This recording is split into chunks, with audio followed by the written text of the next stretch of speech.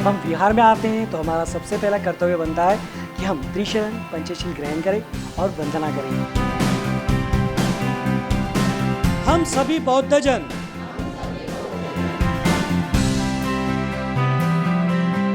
अपना विहार अपनी आवाज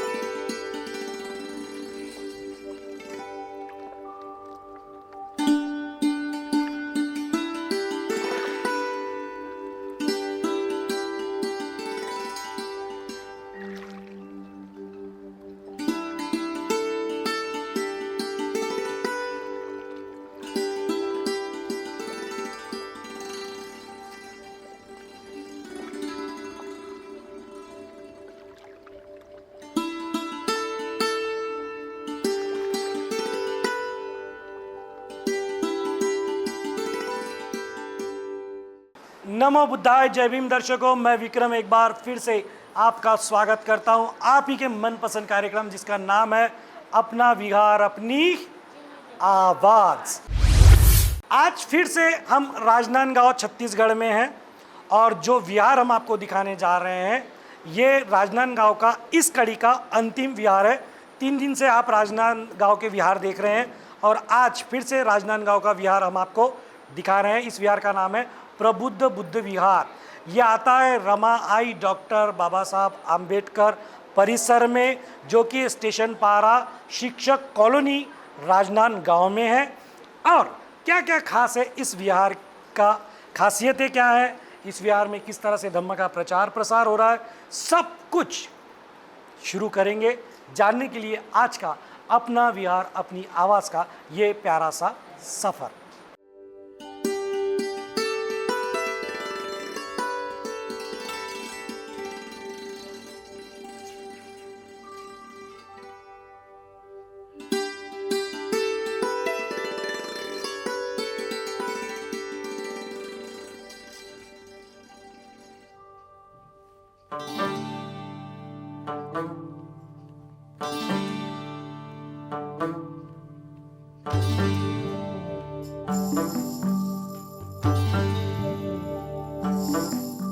दर्शकों, वक्त है हमेशा की तरह सबके साथ मिलकर त्रिशरण पंचशील ग्रहण करने का। तो आइए आप भी हमारे साथ मिलकर त्रिशरण पंचशील ग्रहण करें।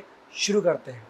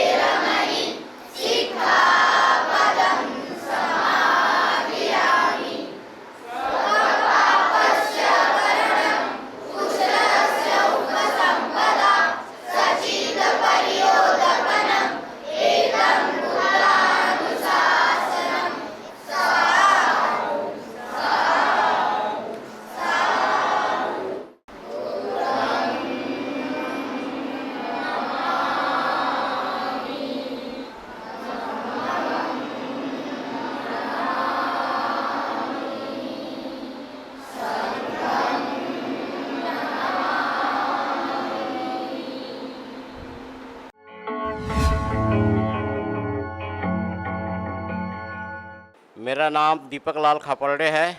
मैं स्टेशन पारा वार्ड क्रमांक 12 का स्थायी निवासी हूँ।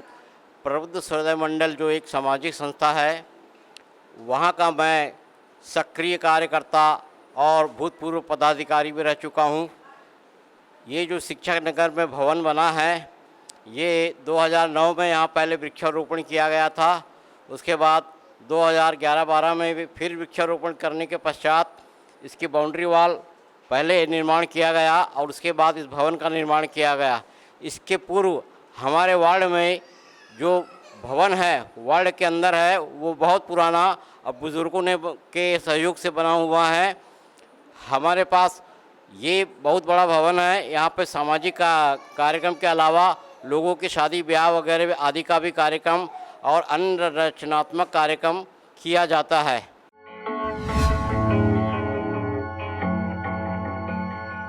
जय भीम। मैं रविता लकड़ा, प्रबुद्ध बौद्ध विहार से। अभी वर्षावास के पहले जो कार्यक्रम हुए हैं, अभी जो वर्तमान में हमारे जो कार्यक्रम चल रहे हैं, वो कार्यक्रम थे धम्म शिविर। इसके पहले हमारे पास जो बच्चों के लिए शिविर हुई है, उसमें बच्चों को क्राफ्टिंग सिखाया गया, ड्राइंग सिखाया गया, खेल खेल में कैसे हम लोग सीख सकते हैं उसके बारे में बच्चों की 3 दिवसीय क्लासेस चली। 10 दिवसीय उसके बाद भंते जी का हम लोग के यहाँ प्रबोधन चला। ये विपश्यना शिविर कंटिन्यू चलते गया, सुबह 7 बजे वाला, और उसके बाद सुबह एक क्लासेस चलती थी और शाम को करीब 7 बजे से लेकर 9 बजे तक क्लासेस फिर चलती थी। और कंटिन्यू हमारे यहाँ धम्म क्लासेस चलते आ रही है।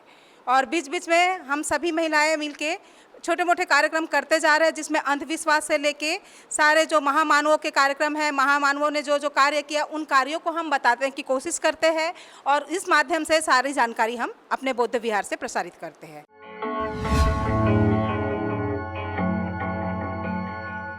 मैं महेंद्र बंसोड़ एक साधारण सा कार्यकर्ता हूँ। अभी वर्तमान में प्रबुद्ध विहार का अध्यक्ष हूँ।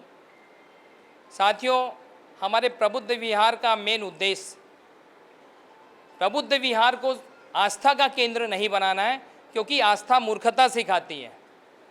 हमें प्रबुद्ध विहार को ज्ञान का केंद्र अर्थात शिक्षा का केंद्र बनाना है, जिसके तहत हमने ये प्लानिंग करके रखे हैं कि हमारे आने वाली जो पीढ़ी होगी उनका उज्जवल भविष्य बन सके, उनका उत्तम स्वास्थ्य हो सके, उन्हें हम रोजगार प्रदान कर सके और साथ ही साथ जो है हम धम्म की शिक्षा प्रदान कर सके। यह हमारा मूल उद्देश्य है।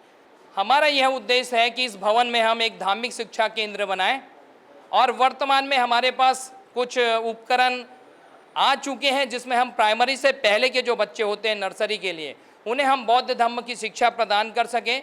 साथ में यहाँ पे हमारा ये उद्देश्य है कि जो बाहर से जो गरीब बच्चे पढ़ने आते हैं, वो गरीब बच्चों को हम यहाँ हॉस्टल की सुविधा उपलब्ध करा सकें और उन्हें जितना हो सके मोटिवेट करते हुए उन्हें कैरियर गाइडेंस प्रदान कर सके, इंग्लिश स्पीकिंग कोर्स प्रदान कर सके।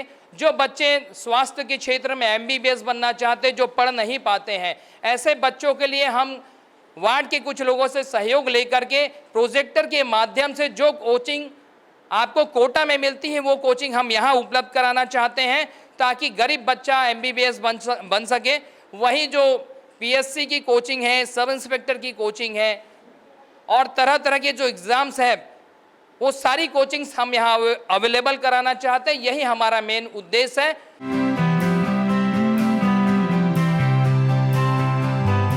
दर्शकों, आप देख सकते हैं सारे उपासक उपासिकाएं, बालक बालिकाएं यहाँ पर मौजूद है। सवाल जवाब के लिए ये भी उत्सुक हैं। ये यहाँ तक हमारे आखिरी कैंडिडेट हैं। तो आप सब लोग तैयार हैं? चलिए।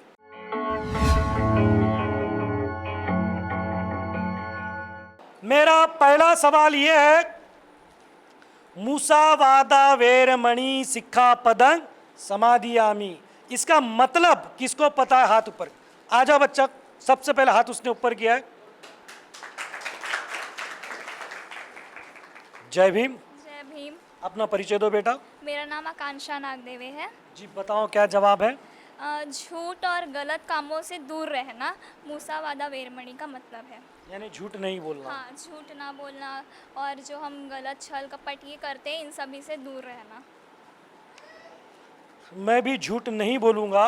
तुम्हारा जो जवाब है वो गलत है।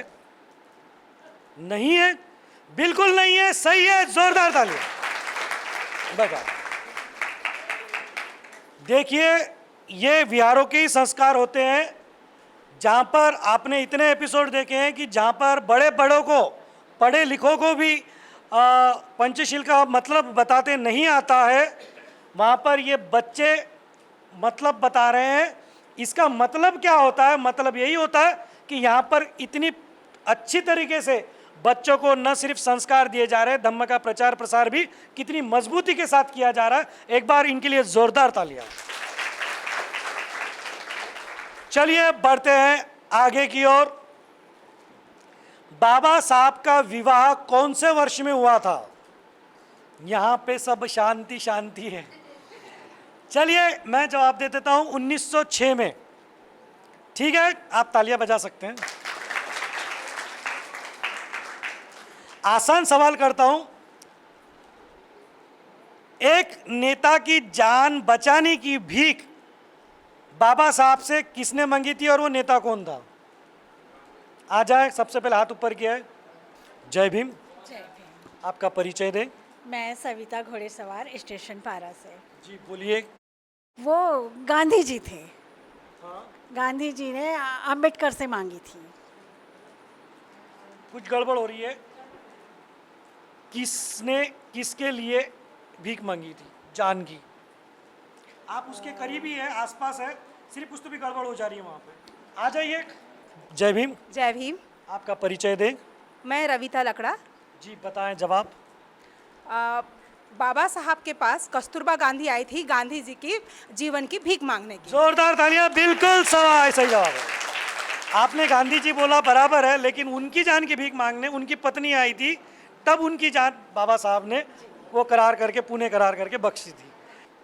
दीक्षा भूमि नागपुर में है, बराबर है। इसके अलावा और कहाँ ऐसी जगह है जहाँ पर भी दीक्षा भूमि कहा जाता है, उसे भी वहाँ पर दीक्षा भूमि उसे भी कहकर संबोधित करते, वो जगह कौन सी है? आ जाइए। मैं छाया उके, नागपुर में कामठी, नागपुर के अलावा चंद्रपुर में। बिल्कुल सही जवाब है, जोरदार तालियां। नागपुर के अलावा भी एक दीक्षा भूमि कहकर संबोधित किया जाता है, क्योंकि वहां पर भी दीक्षा दी गई थी। महाड़ का सत्याग्रह कौन से वर्ष में हुआ था? आ जाइए। जय भीम। आपका परिचय दें। पुष्पराम टेके। जी बताएं कौन से वर्ष में हुआ था? 1927। 1927। मुझे लगा आप सही जवाब देंगी, लेकिन आपने जो जवाब दिया वो तो सही दे दिया। सही है सर, जवाब सही। तो मैं तो सही दिया बोला ना, मैंने भी तो सही है बोला। सही है बोला मैंने भी। सही है, सिर्फ एक्सप्रेशन मैंने अलग दिए हैं, लेकिन मैंने भी यही कहा कि सही दे दिया है। बिल्कुल सही जवाब है, 1927 में। चलिए आखिरी अंतिम सवाल हम करने जा रहे हैं। बाबा साहब ने मुक नायक पत्रिका निकाली थी, कौन से वर्ष में इसकी शुरुआत की थी? कोशिश करना चाहे तो कर सकते हैं, जवाब गलत भी होगा तो कोई सज़ा तो है नहीं। आ जाए सर, एक ही हाथ ऊपर, हिम्मत, क्या बात है। जय भीम। जय भीम। आपका परिचय दे दें। शरद खापर्डे। जी बताएं जवाब। 1909। नहीं सर, सॉरी। कोई दिक्कत नहीं, चलिए कोशिश तो की भाई, कोशिश के लिए तालियां बजा दीजिए। 1920 में। तालियां बजा सकते हैं आप।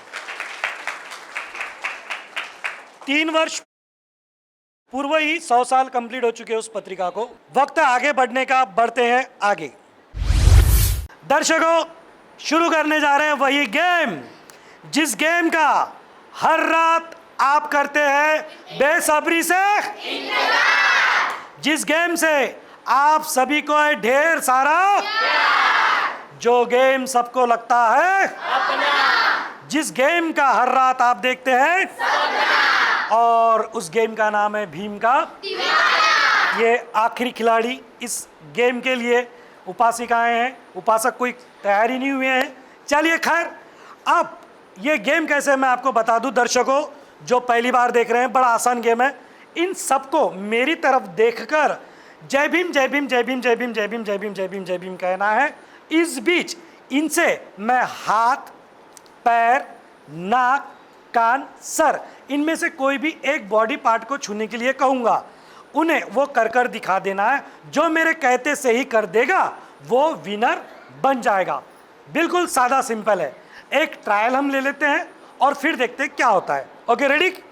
ओके, ये ट्रायल है, हाथ फ्री कर लीजिए, सर को हाथ लगाइए। ओके, ले लीजिए नीचे। क्या बात है दर्शकों, इन सबको मैंने सर को हाथ लगाने के लिए कहा है और सबने कहते से ही कर दिखा भी दिया। इसका मतलब साफ जाहिर है कि यहाँ से लेकर वहाँ तक किसी को भी मेंटली प्रॉब्लम नहीं है। अब देखना यह है कि गेम शुरू होने के बाद होता क्या है। आप भी देखिए, मैं भी देखता हूँ, और जो हमेशा देखते हैं उनको तो पता ही है क्या होने वाला है। तो आइए इन्हें भी पता चलने देते हैं कि क्या होने वाला है। शुरू करते हैं भीम का दीवाना।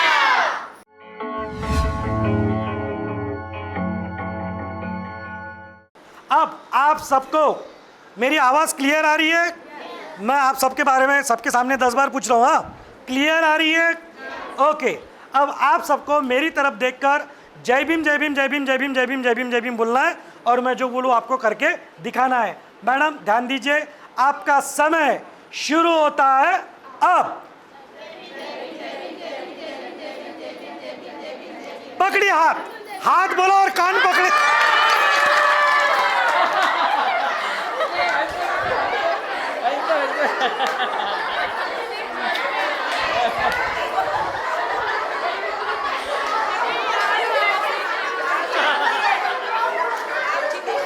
दर्शकों, ये सारी की सारी उपासिकाएं बेचारी सदमे में है। मैं इनका दर्द समझ सकता हूँ, आप भी समझ लीजिए। इतने अच्छे मानसिक रूप वाले विकसित, इन्हें हाथ कहा जा रहा है और ये क्या कर रहे हैं।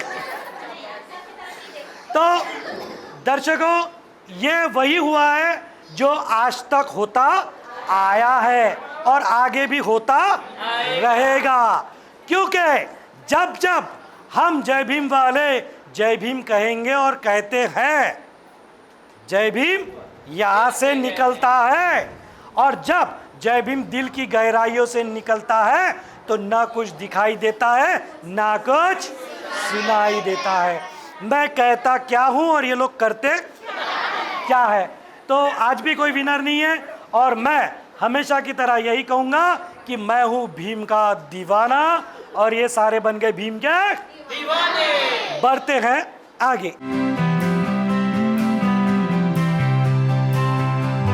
दर्शकों, ये गेम हम शुरू करें। रेलगाड़ी हमारी यहाँ से शुरू हो रही है, ये छुक छुक करती हुई जा रही है। ये डबल डेकर लगा दिया हमने, डिब्बे बहुत ज़्यादा थे। ये वहाँ पे हमारा आखिरी डिब्बा समाप्त होता है। प्लीज़ अश्विन जी बताएं बच्ची को लास्ट का। ओके, वहाँ तक ये सारे बच्चे मेरे साथ मौजूद हैं।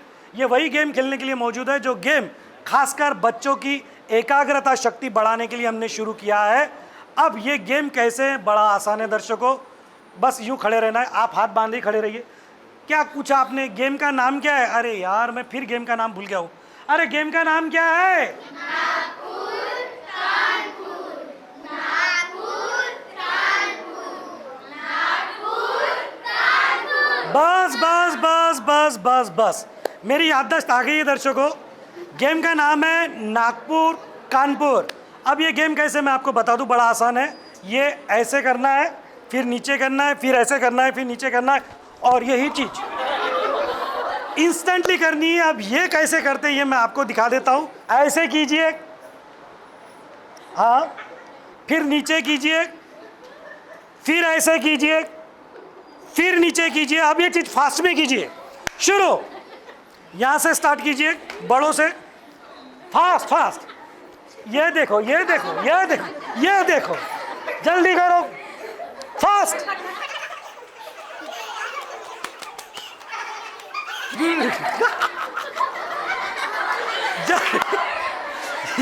ये देखो, हाँ जीतो भैया जीतो। तू क्या सुपरवाइजर है?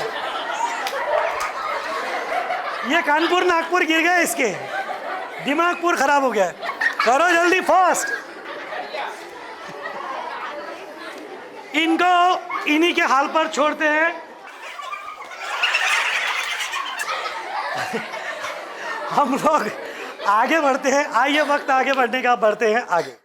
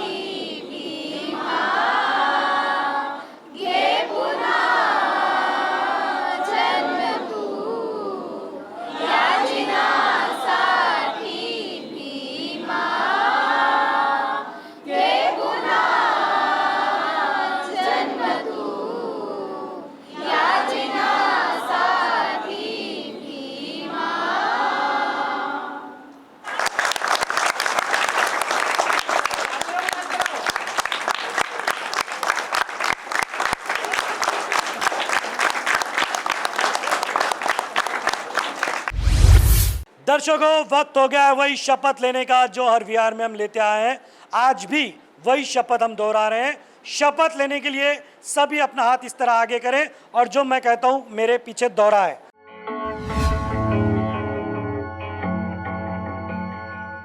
हम सब बौद्धजन बाबा साहब के अनुयायी मिलकर ये शपथ लेते हैं, हम सह परिवार हर रविवार और छुट्टी के दिन परिसर के विहार में जाएंगे,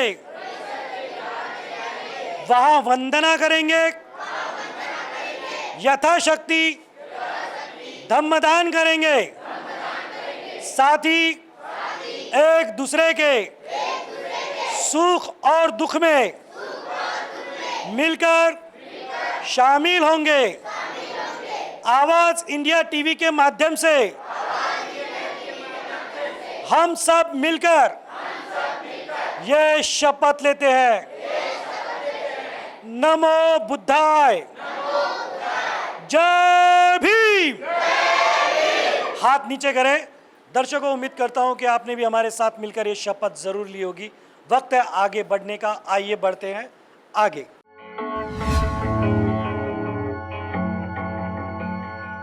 आवाज़ इंडिया टीवी को विज्ञापन देकर हमने जिम्मेदारी निभाई, अब आपकी बारी। आवाज़ इंडिया टीवी को विज्ञापन देकर अपना कर्तव्य पूरा किया, अब आपकी बारी। आवाज इंडिया टीवी को विज्ञापन देकर हमने जिम्मेदारी निभाई, क्या आपने निभाई?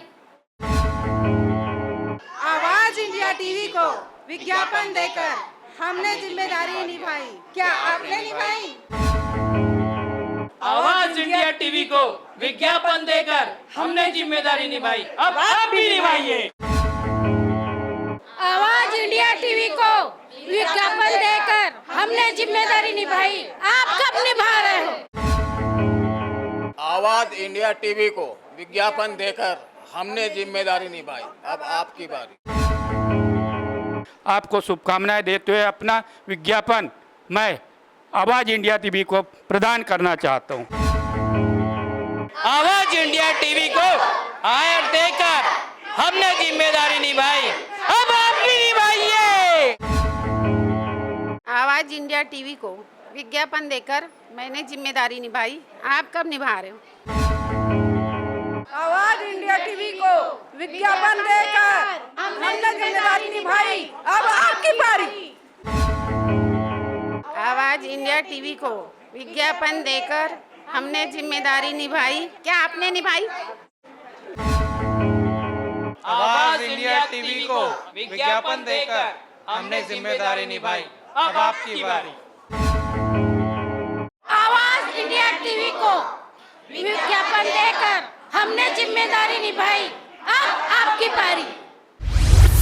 तो दर्शकों, ऐसा था ये प्रबुद्ध बुद्ध विहार जो आता है रमा आई डॉक्टर भीमराव अंबेडकर परिसर, शिक्षक कॉलोनी, स्टेशन पारा, राजनांदगांव, छत्तीसगढ़ में। उम्मीद करते ये विहार आपको ज़रूर पसंद आया होगा और अगर आपके पास भी है इस तरह का कोई विहार तो देर किस बात की, इस व्हाट्सअप नंबर पर आप हमसे संपर्क कर सकते हैं, हम आपके विहार को दुनिया तक पहुंचा सकते हैं। छत्तीसगढ़ में अगर आप रहते हैं तो आशीष जी चौहान यहाँ के प्रतिनिधि है, प्रमुख है, आप उनसे संपर्क कर सकते हैं।